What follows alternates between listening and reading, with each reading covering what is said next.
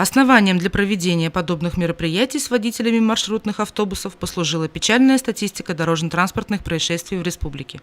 Практически ежедневно на дорогах региона происходят ДТП, в которых гибнут или получают серьезные травмы люди.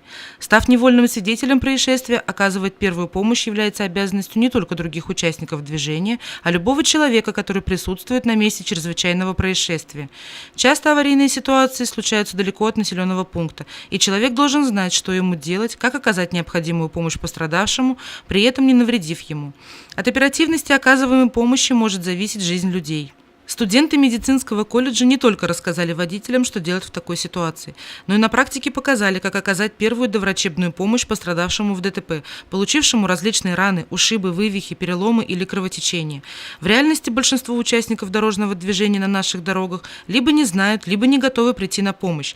Каждый из нас должен знать, как правильно пользоваться огнетушителем и спасать людей. Именно оказанная своевременно и грамотно первая помощь может спасти человека, отметил инспектор по пропаганде дорожного движения Альберт Аптекаев.